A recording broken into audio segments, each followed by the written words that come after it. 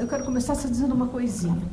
O que eu ouvi hoje de manhã, a palestra do Dr. Quadros, que eu conheço há tantos anos e respeito, e a palestra do Dr. André Bros, muito preparado e tal, o que eu senti foi assim, há muito tempo que eu não via duas autoridades. O Dr. Quadros sempre foi assim, mas dessa vez ele foi de uma sinceridade, de uma colocação tão clara das preocupações dele do setor. O secretário, a mesma coisa. Também muito, muito sincero, ambos mostrando toda a movimentação que o Ministério e a agência estão fazendo, empenhados em conseguir avançar, mas, ao mesmo tempo, eu fiquei preocupada. Será que isso vai desaguar em desânimo, né? Nós estamos num ano muito difícil, como o senhor disse, o Dr. Quadros tem que combinar com os russos, né? A gente sabe que nós temos uma estrutura política de Congresso extremamente complexa, extremamente cheia de interesses, mas eu acho que talvez o que nos falte é perder um pouco essa sensação de impotência, que eu acho que criou no país muito grande, depois dessa confusão toda que a gente viveu, política e dezenas e dezenas de processos de corrupção. Então, eu acho que o que a gente podia conversar um pouco aqui, para mim, é o assunto mais importante. O Samuca e o Levi me deram esse prazer, ao menos eu estou sentindo que eu estou participando de um seminário de um dos assuntos mais importantes, que é a transformação digital, né? O próximo passo que está seguro não só por dificuldades legislatórias, seguro por falta de recursos, segura por um governo quebrado, talvez, né? Então, eu estava lendo esses dias a estratégia brasileira para a formação digital, esse e-digital, né? Que eu achei um documento bastante profundo, bastante detalhado, abrangendo vários aspectos necessários para a gente avançar, tanto socialmente como tecnologicamente, como as empresas poderem, a sociedade se beneficiar disso e a gente entrar literalmente nessa nova era e enfrentar as nossas desigualdades. Mas o que eu senti falta nesse documento, talvez não fosse o escopo dele, é talvez assim, como fazer ele tem, mas como chegar lá, né? Como é que a gente vai chegar lá se o PL não passa, né? Se o Tesouro pega os recursos do fundo, dos fundos que estão sendo, soluções já estão sendo propostas para a gente conseguir isso. Mas eu queria uma opinião da Brascom ali do fim, que também leu o documento, já conversamos ali um pouquinho, e que ele tem umas ideias que eu gostaria que ele desenvolvesse de como a gente chegar lá, como a gente implementar e preparar o país para uma era que o primeiro mundo, como mostrou, já está bem avançado. Por mais que a gente esteja bem na fita, mas ainda não está como gostaria, né? Qual é a sua opinião? Bom, primeiro queria agradecer o convite para participar aqui do painel, em nome do presidente Luiz Alexandre Garcia. Saudar a todos. Não sei quantos aqui conhecem a Brascom.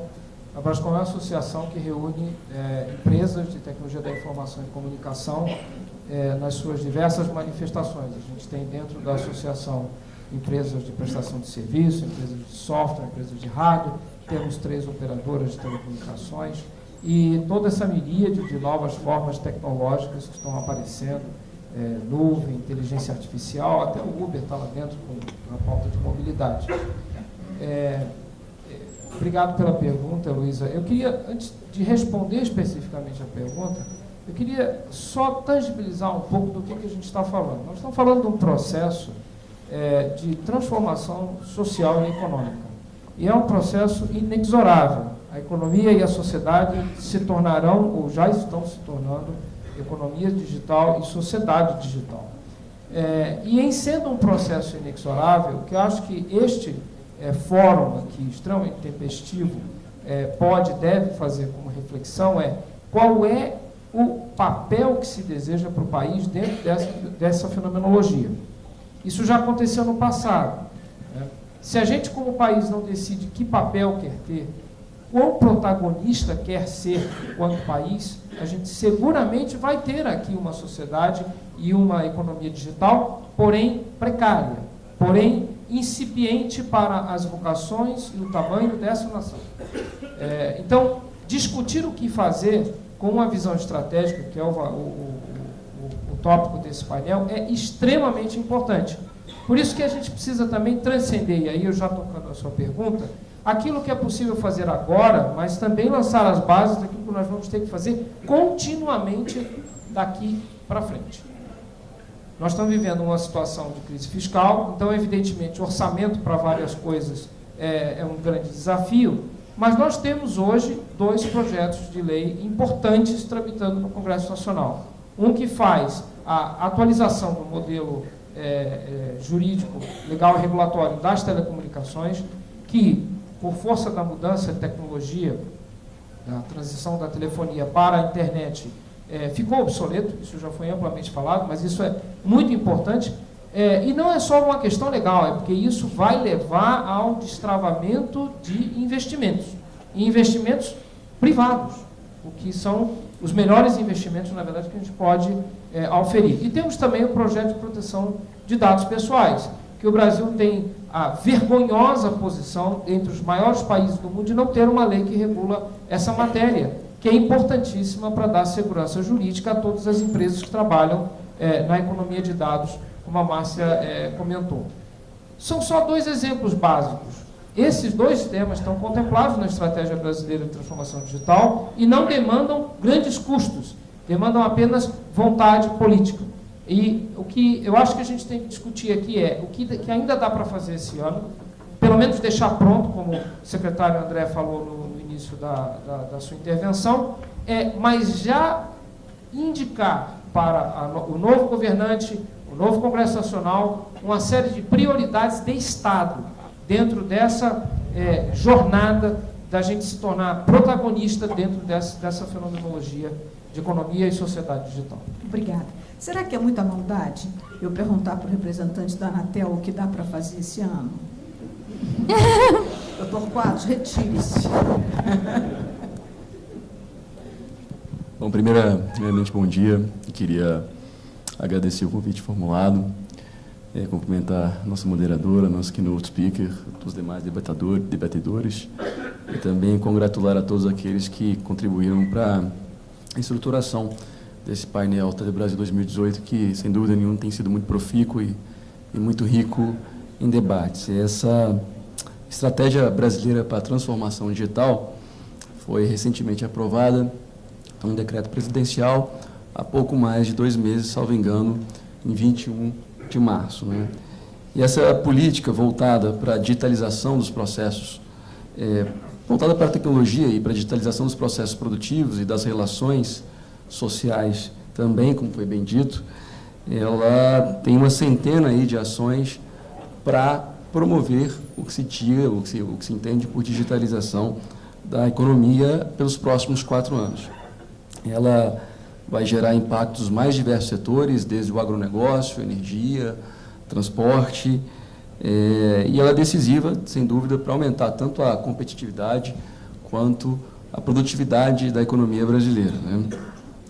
Em última análise, ela visa preparar o país para esse novo contexto de dispositivos conectados, de uma economia baseada em dados.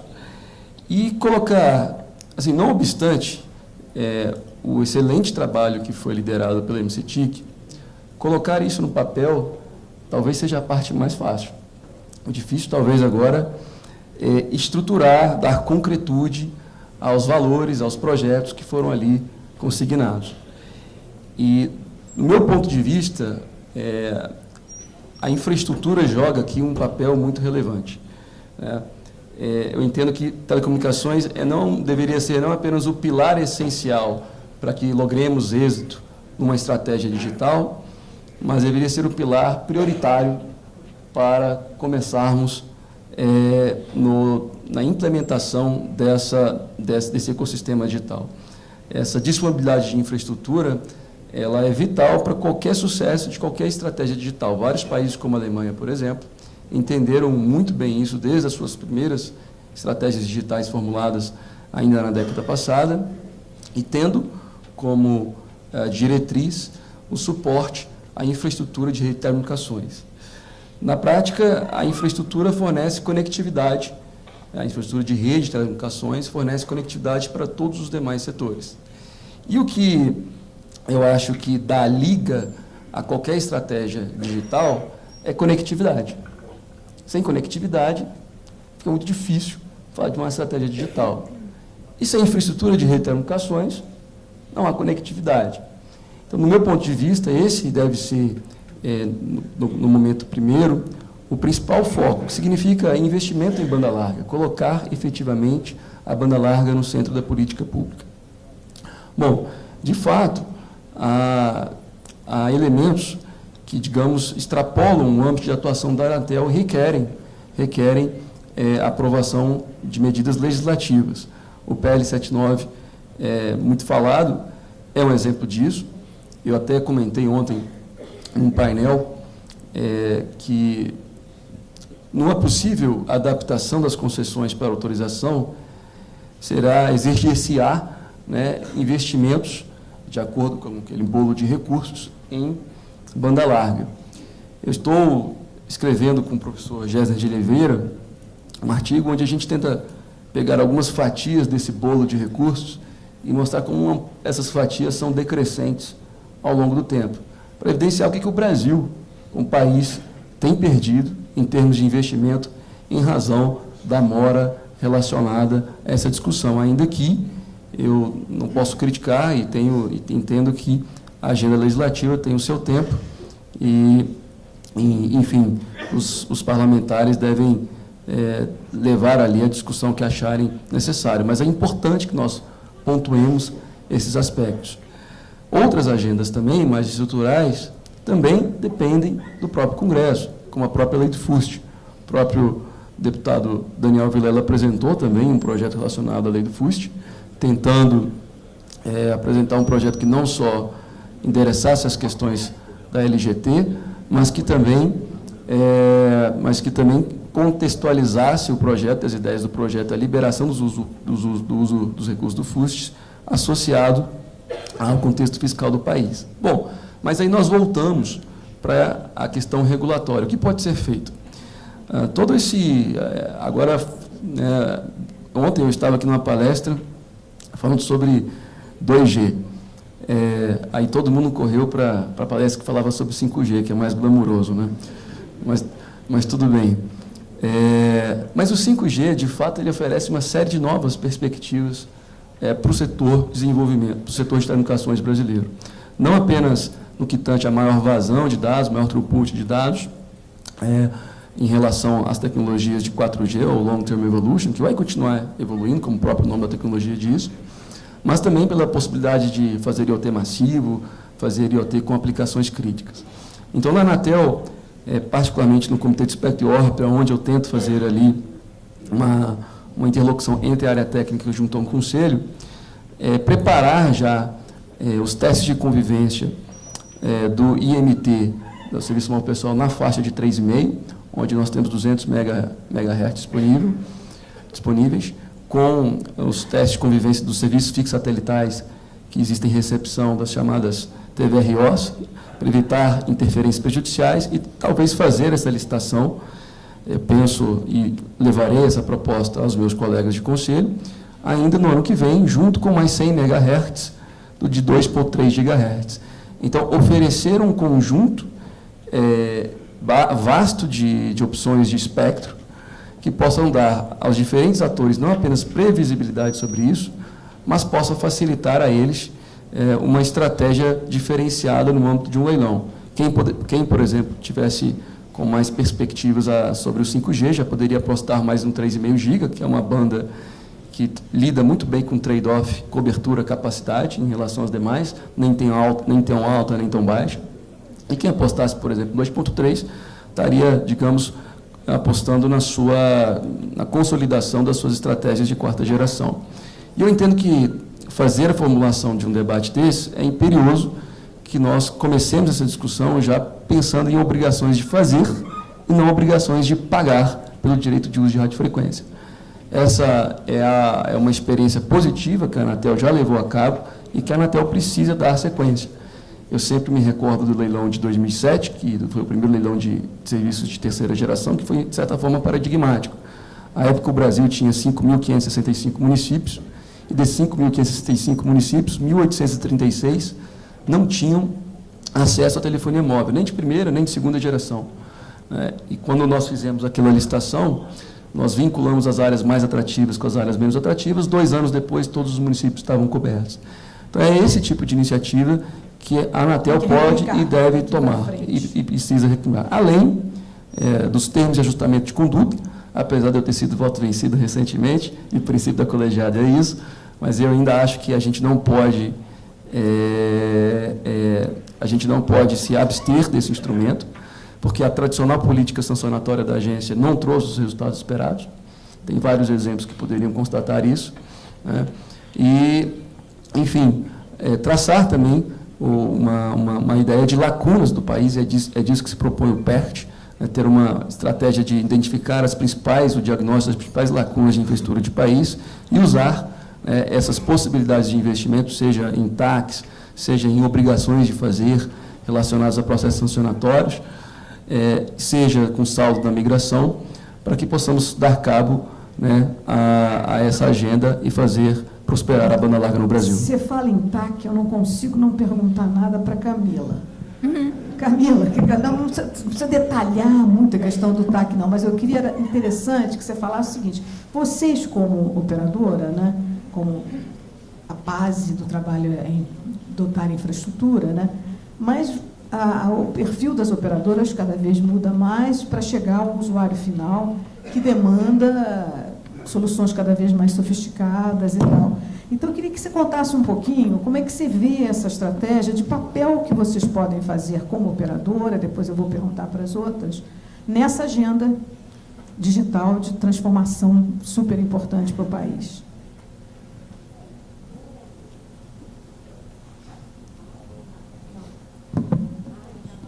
Alô? Agora sim?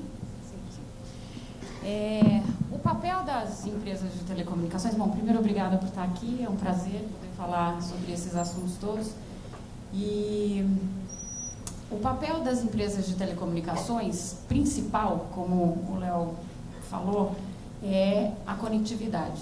Então, o nosso trabalho árduo vem sendo conectar as pessoas, levar rede, levar infraestrutura para esse Brasil que, muitas vezes aqui foi falado, tem dimensões continentais.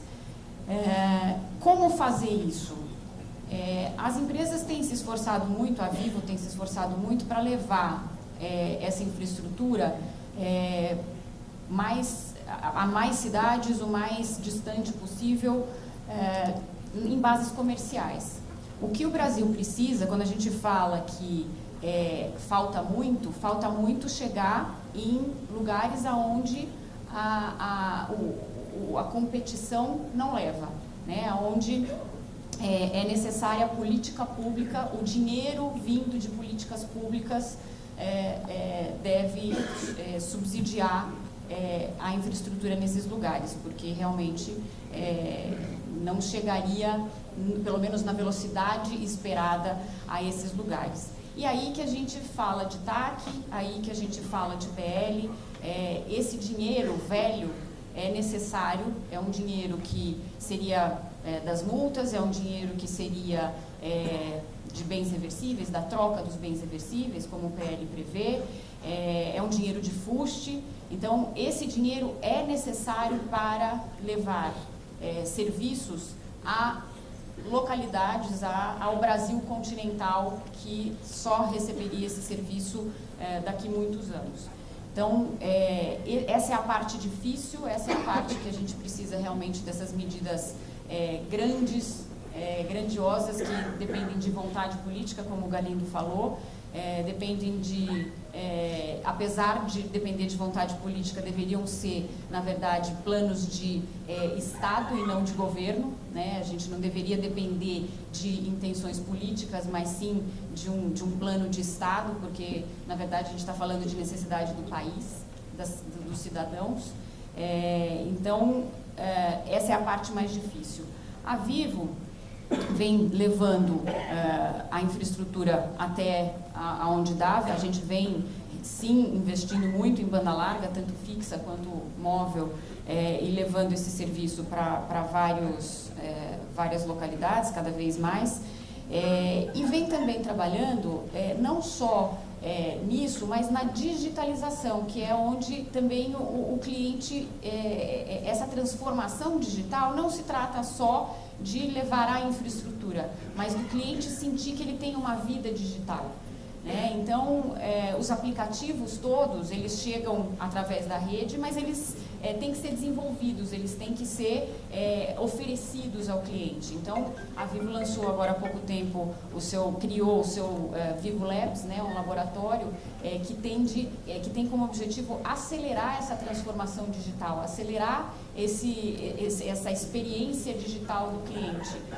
Todo o contato do cliente com a Vivo passaria a ser digital, e facilitando a vida. Então, as cidades inteligentes que a Vivo tem também trabalhado bastante para segurança, para iluminação, agronegócio. Ontem mesmo a gente anunciou uma parceria com a Ericsson, com a Exaltec, a Exalc de Piracicaba e a Raizen, e a incubadora dela, Pulse, para uma experiência de IoT no agronegócio. Então, a gente, usando a frequência de 450, a gente vai levar IoT para a área rural. Então, todas essas iniciativas são importantes para que chegue no cliente, chegue no nosso consumidor essa experiência, essa transformação digital, porque a infraestrutura está embaixo da terra e muitas vezes a gente aqui falando não passa o que de fato é a transformação digital para o país. Tem toda a área de saúde, toda a área do governo, IGOV, a gente também tem que ver toda essa transformação digital, ela requer muito mais. E para tudo isso também é necessário a gente pensar na proteção de dados. A outra lei importante, como o Galindo falou, que a gente tem que pensar, é a de proteção de dados. Tem 2 projetos de lei principais tramitando, na Câmara, um no Senado, e para que essa transformação digital seja possível, não só é importante a infraestrutura, mas também que o cidadão se sinta seguro, num ambiente digital seguro, com uma lei que permita e a regulamentação também que favoreça tudo isso. Então, é toda uma transformação. Um detalhe, a Anatel também pode contribuir para tudo isso, como, por exemplo, mudando toda a sua regulamentação, revendo a regulamentação para prever conta digital, para prever cadastro pré-pago, por exemplo, de uma forma mais digital, ID digital. Então, tudo isso são as pequenas ações que vêm junto com a grande ação, que é criar rede. É uma coisa que eu queria comentar, que há alguns dias atrás o BNDES anunciou uma medida que gerou polêmica.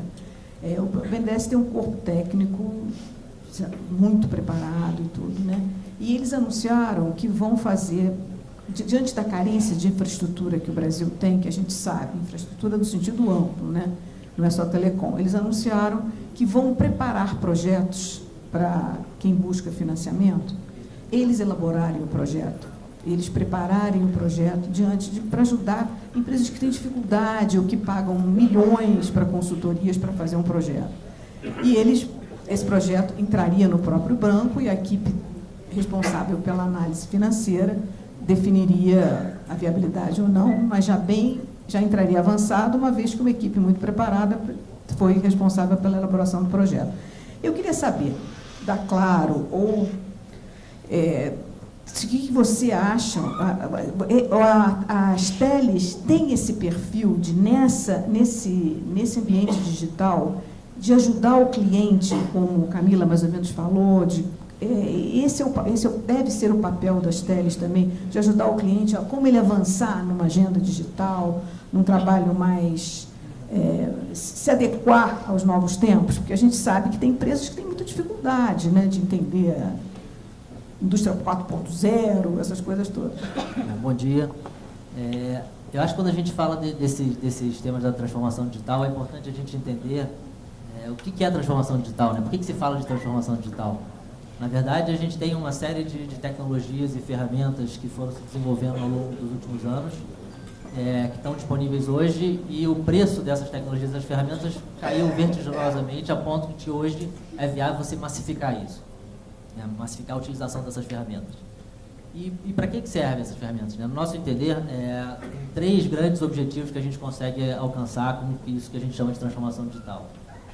O primeiro deles é a experiência do cliente com os nossos serviços, a experiência do cidadão usando os serviços do governo, a experiência em usar qualquer tipo de serviço ou produto que muda radicalmente quando você consegue usar essas novas tecnologias digitais.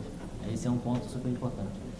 O segundo ponto importante é a possibilidade de você entregar novos serviços para o cliente, novos serviços, novas formas de fazer as coisas.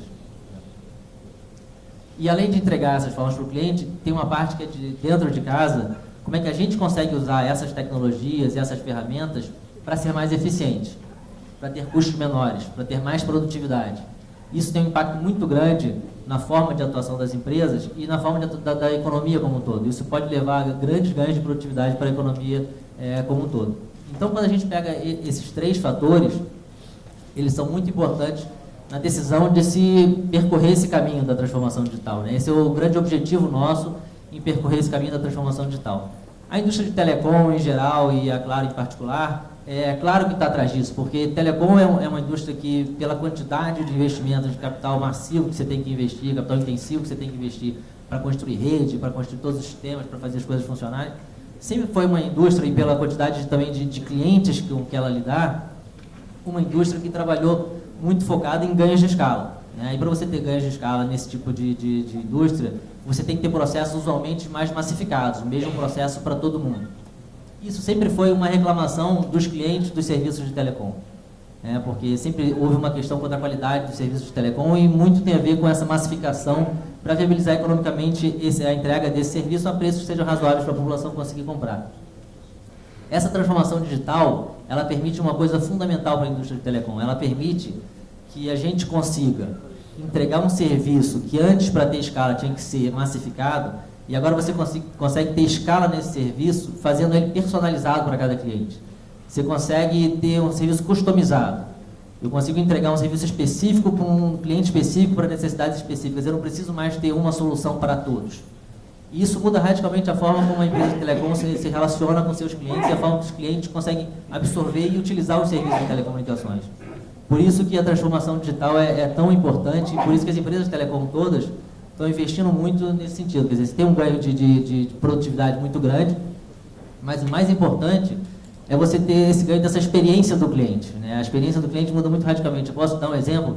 A gente tem alguns aplicativos que a gente criou para os clientes, tem o Minha Claro, tem o Minha Net, e uma das funcionalidades que a gente lançou alguns meses atrás, uns 6, 8 meses atrás, é uma funcionalidade que chama Meu Técnico. Quando um cliente da NET pede algum serviço técnico, tem algum problema, hoje ele consegue fazer tudo isso por um aplicativo, ele agenda pelo aplicativo e ele consegue acompanhar pelo aplicativo o caminho que o técnico está fazendo até chegar na casa dele. Demora séculos, mas chega, né? Nem sempre. Hoje em dia a gente demora muito pouco. Em 2 a 4 horas a gente está conseguindo chegar. Mas a grande vantagem é que no passado, em muitos casos, você tem uma janela lá para que a gente marca que pode variar de 2 horas ou de 4 horas, e que às vezes o cliente ficava muito angustiado para saber assim, será que o técnico vai chegar? Não vai chegar? Ele sai de casa, volta para casa? E agora o cliente pode acompanhar no aplicativo onde é que o técnico está. Então, assim, o percentual de utilização, a adoção desse sistema para os nossos clientes tem crescido muito nos últimos meses, muita satisfação é muito alta com esse sistema. Isso permite, isso que eu estava falando nisso, que é uma forma de você se relacionar com um cliente diferente, uma forma do cliente usar os nossos serviços de forma diferente. E, obviamente, reduz custo, porque reduz custo de satisfação do cliente. Não, realmente, muitos serviços já são resolvidos por telefone, né? Com um robozinho do outro lado. Sim. Mas ainda a gente sente uma carência, né? Sim, isso é um ponto importante, porque todos falamos de transformação digital e de como é que a gente tem que criar coisas novas, mas hoje a própria legislação que existe no Brasil, em muitos casos, não permite que a gente faça isso. Eu quero criar um serviço novo, de atendimento pelo aplicativo, e aí eu sou obrigado a ter um call center com uma pessoa atendendo do outro lado. O cliente, eu não conheço ninguém que goste de ligar para um call center e falar com o call center. É muito mais fácil você se relacionar com o aplicativo no seu celular e resolver tudo. A tecnologia hoje existe. E a gente tenta incentivar as pessoas a usarem isso. Mas independente das pessoas quererem usar ou não, eu sou obrigado a ter um call center do outro lado. Eu, por exemplo, se eu quiser um produto 100% digital, eu tenho muitas dificuldades para conseguir mandar fatura digital, porque tem que ter uma série de restrições, porque senão eu tenho que mandar fatura impressa para o cliente.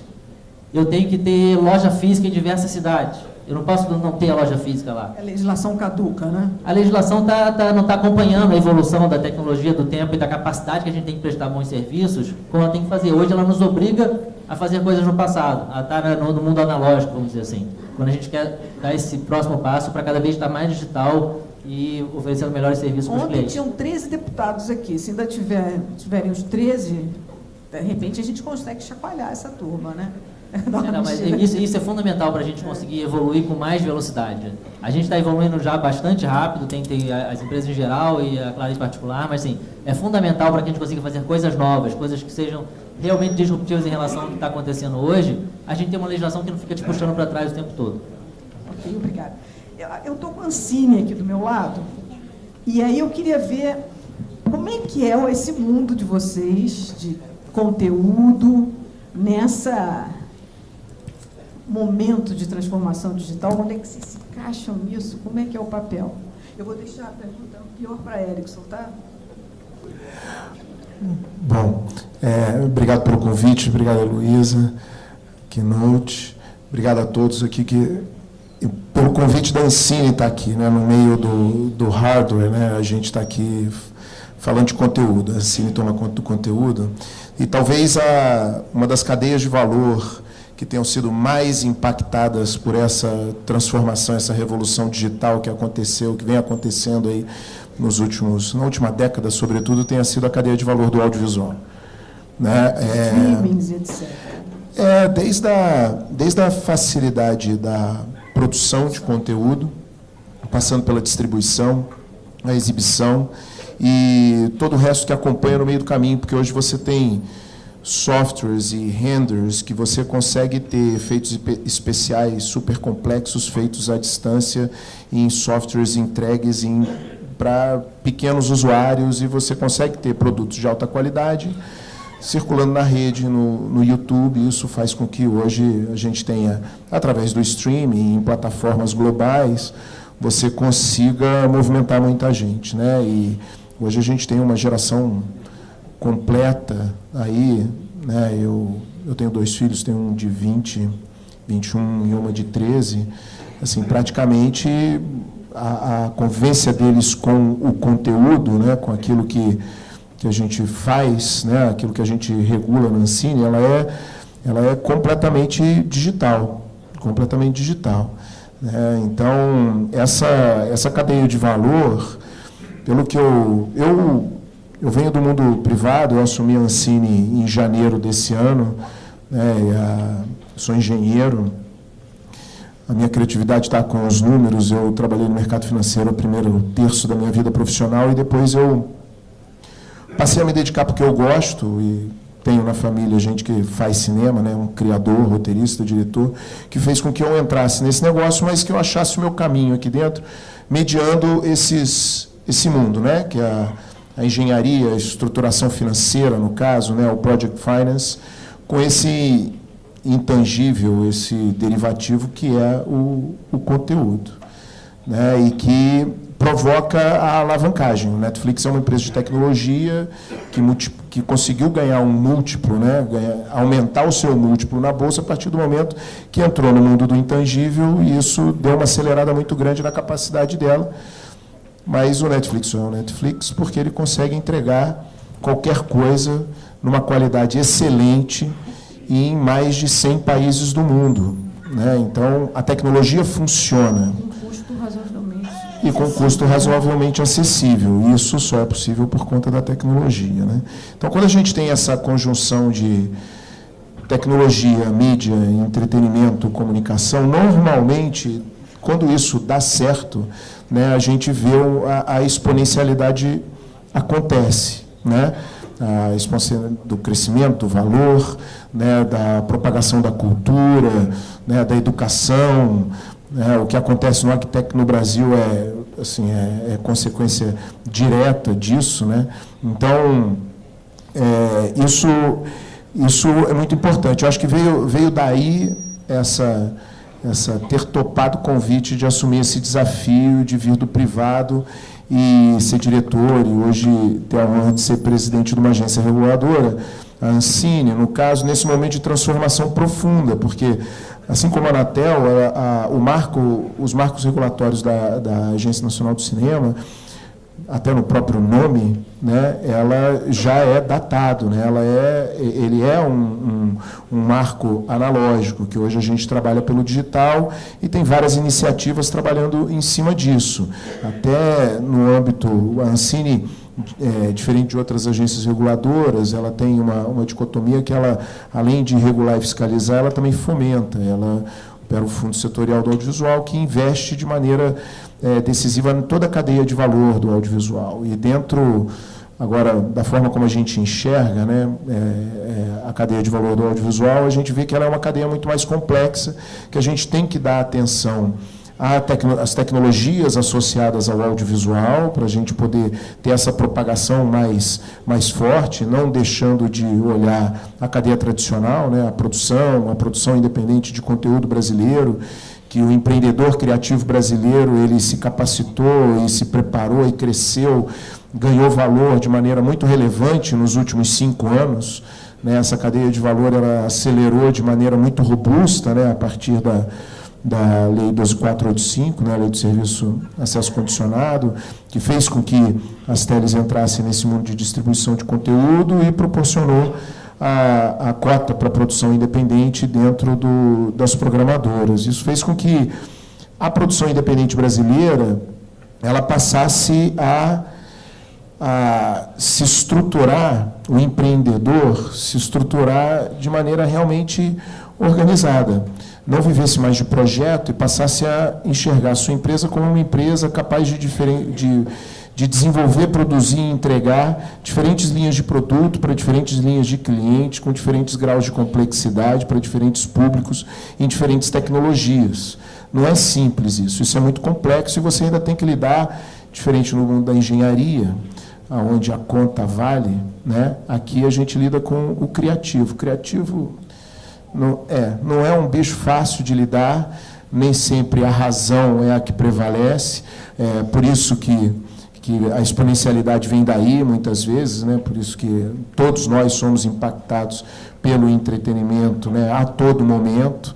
Isso faz com que a gente esteja conectado boa parte do tempo, e a cadeia de valor do audiovisual, ela navega isso, não só no cinema, mas chega até o game que a gente joga usualmente na mão de todo mundo, e hoje, com essa capacidade do empreendedor criativo brasileiro, aliado à tecnologia, a gente vê que tem, da mesma forma que eu gostei muito, né, a coisa do orquestrado ou do orquestrador, a gente tem chance hoje, nessas novas tecnologias que envolvem a criatividade, como o mundo dos games, e no mundo da realidade virtual e da realidade aumentada, que são instrumentos que são transversais, né, dentro da economia, não só no entretenimento. A gente tem capacidade hoje, porque a linguagem definitiva, seja de conteúdo, seja de software ou de hardware, aquela definitiva, que é a dominante, ela ainda não apareceu. E ela pode aparecer em qualquer lugar, inclusive no Brasil.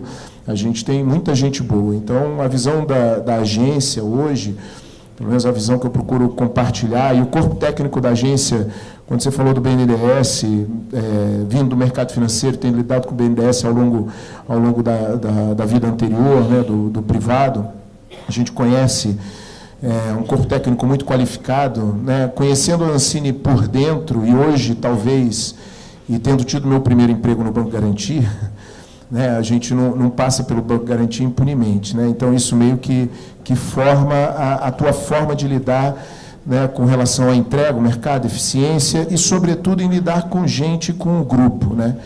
Talvez, assim, hoje o corpo técnico da agência é um corpo, assim, jovem, dedicado e super capaz de promover essa transformação, né. Eu falo com a turma, ninguém faz cinema, trabalha com entretenimento obrigado, né.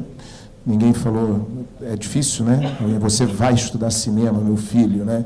Isso não, eu não conheço.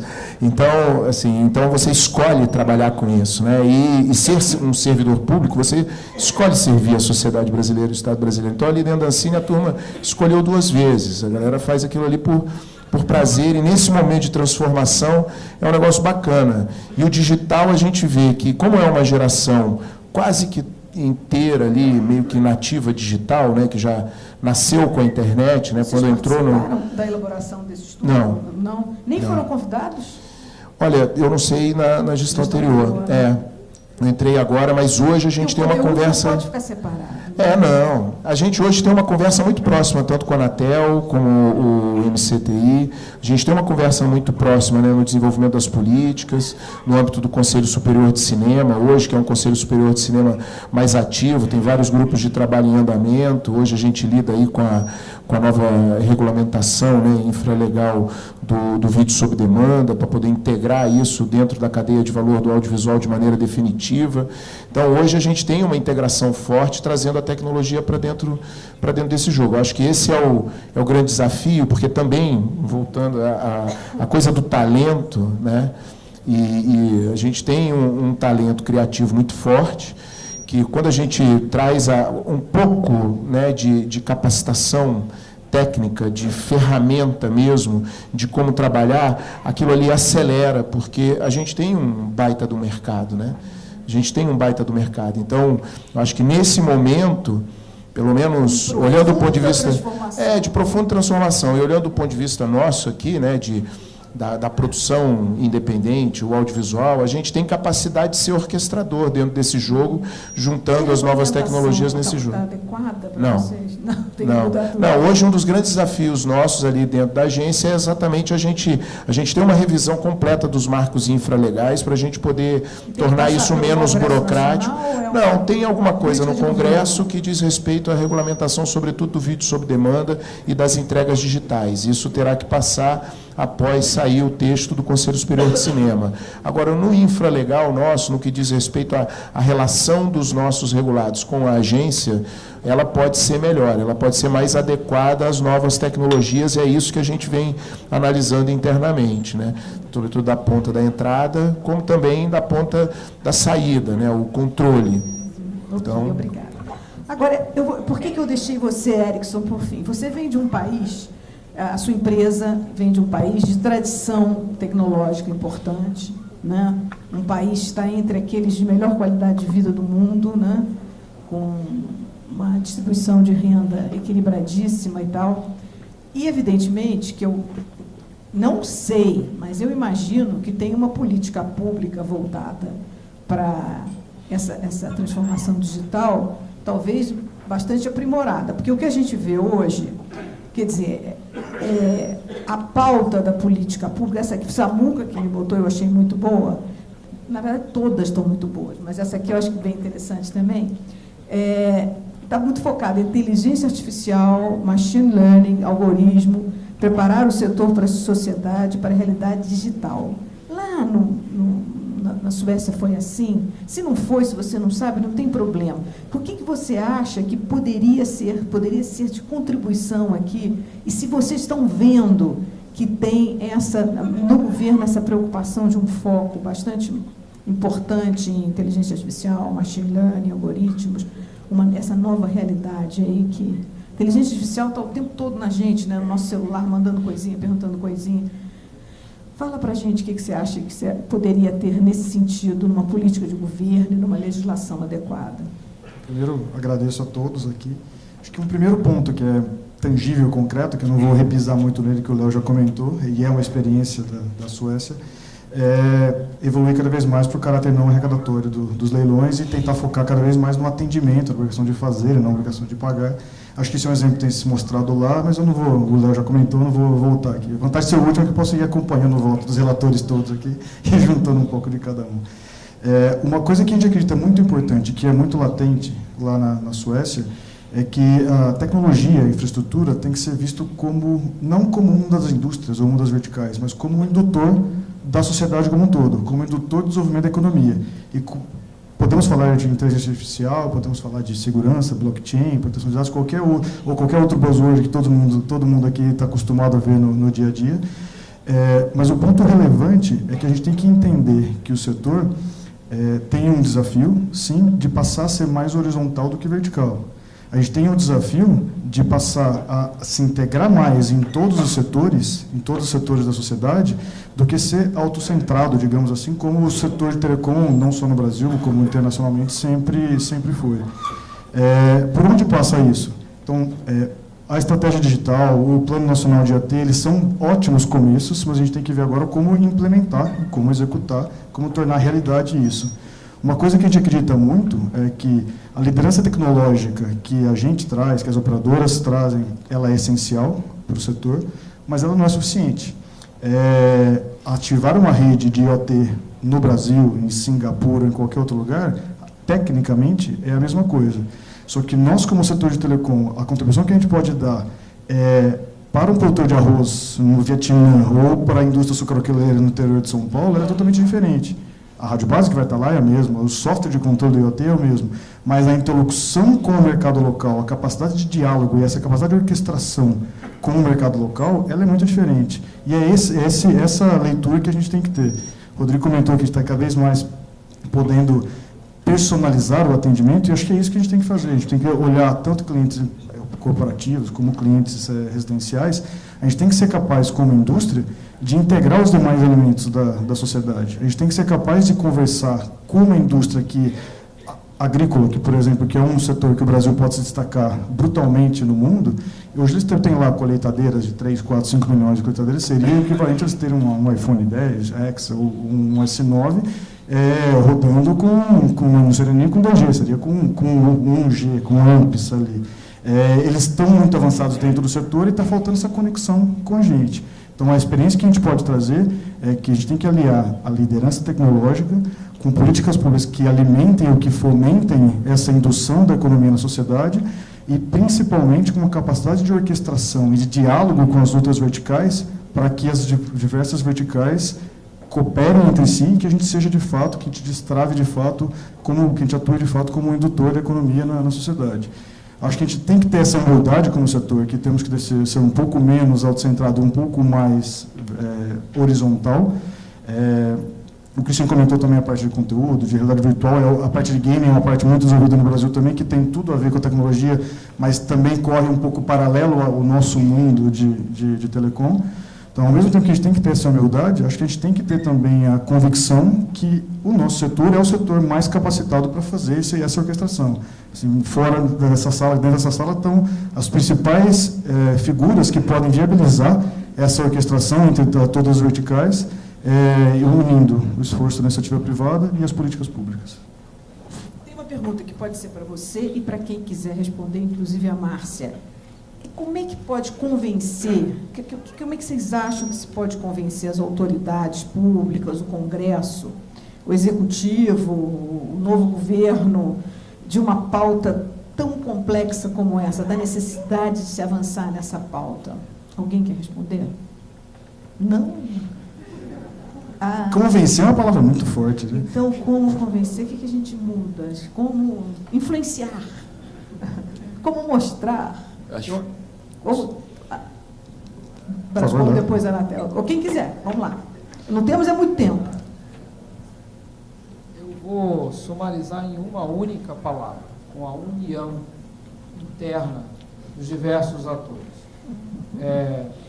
Nós estamos hoje publicando em vários sites da ABS, da SESC, da Brascom e da FENAINFO, que são as 4 entidades representativas do setor de TIC, o manifesto comum das nossas propostas estratégicas para esse movimento, que inclui a parte de telecomunicações e infraestrutura, mas vai um pouco além, fala de inserção em cadeias produtivas, fala em papel do governo digital e fala também das áreas onde a gente não quer ser atrapalhado pelo governo, como é o caso da questão tributária, onde a gente precisa de uma reforma tributária e até de outras questões que não precisam nem de nada, precisa de uma decisão do STF, como essa briga fratricida entre município e Estado, tributando software que é para o prejuízo de todo mundo, né?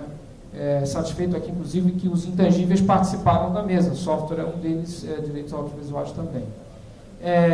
Dentro da Brascom, como eu falei, a gente tem 3 operadoras e a discussão sobre a transformação digital, a revolução digital, está se dando num ambiente de diálogo e de propositura conjunta, certo?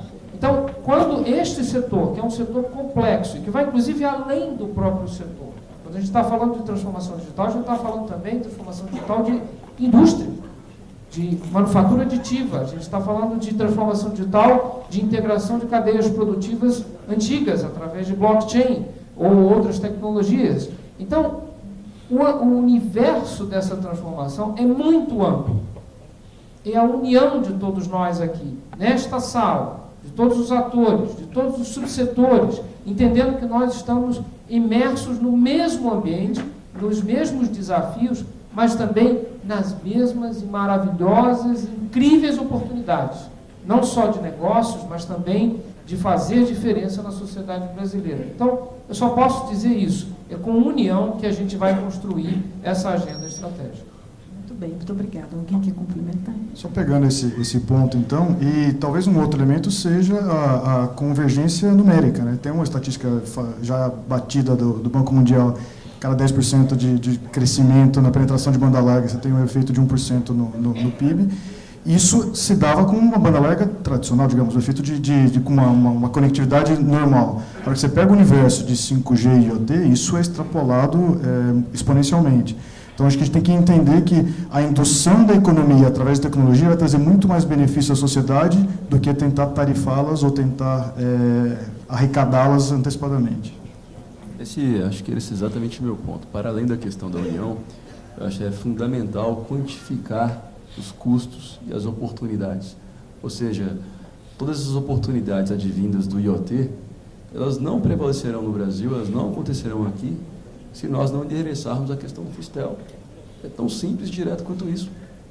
Ou seja, ou há mostramos aqui todas as oportunidades que isso pode gerar em termos de produtividade na economia brasileira, ou simplesmente ficaremos aqui a discutir esse tema, mas não teremos nenhuma eficiência. Agora, mostrar isso, mostrar essas relações de causalidade é fundamental, sobretudo para os atores tomadores de decisão, é fundamental para que essa questão prospere. Rapidamente, eu queria dizer que não pode ser, foi muito bem colocada a questão da transversalidade do setor e a questão que quando o setor é menos autocentrado, ele pode orquestrar melhor essa transversalidade e o seu potencial nos demais setores. E, de fato, se você olhar a margem EBITDA das empresas, muitas delas decrescente, algumas tiveram algum aumento em razão da economia de custos, e do outro lado você tem uma enorme necessidade de fazer investimentos para endereçar a demanda crescente. Matematicamente, essas duas coisas significam um menor retorno sobre investimento. E aí, essas oportunidades da transversalidade do setor, como o agronegócio, por exemplo, que responde 22% do PIB da economia brasileira, é para onde, na minha opinião, o setor tem que exercer o seu protagonismo ou orquestrar a digitalização desses processos produtivos. E, por último, e muito brevemente, quando foi comentado a questão das regulamentações e diminuir, digamos, a carga regulatória, talvez ninguém possa ser mais sensível a essa questão do que eu. Eu acredito muito na autorregulação, na regulação responsiva. Mas é imperioso também que as prestadoras deem um primeiro passo. Por exemplo, se as prestadoras têm um aplicativo onde ele é acessado em zero rating e o usuário pode compreender todos os planos a ele disponibilizados, cancelar, modificar a qualquer momento, a pressão para que haja canais de atendimentos alternativos e que demandam muitos custos diminui. Então, eu acho que é muito importante também que, como o setor financeiro conseguiu, o próprio setor de telecomunicações também caminhe no sentido de digitalizar com transparência e com assertividade o seu relacionamento com o cliente. Olha, gente, está acabando o tempo. Uma coisa que eu gostaria de... eu, como trabalho no Jornal de Economia há muitos anos, a gente vê as dificuldades. Quer dizer, empresa dá lucro? Dá. Empresa faz o cara ficar muito rico? Faz. A empresa, ser empresário, ser autoexecutivo de empresa é uma coisa que dá muita satisfação, dá muito estresse e tal. Mas a gente sabe que é muito difícil ser empresário no Brasil, seja ele micro, seja grande empresário, é um desafio muito grande. E é baseado nessa fé do empresário que eu aposto que nós vamos avançar, não é, doutor Quadros? Nós vamos avançar e o Brasil vai conseguir, de repente, eleger um governo mais interessante para o país e um Congresso mais atento, e vamos em frente e apostar, ter fé que o Brasil chega lá, né? Obrigado a todos pela presença. Eu agradeço especialmente a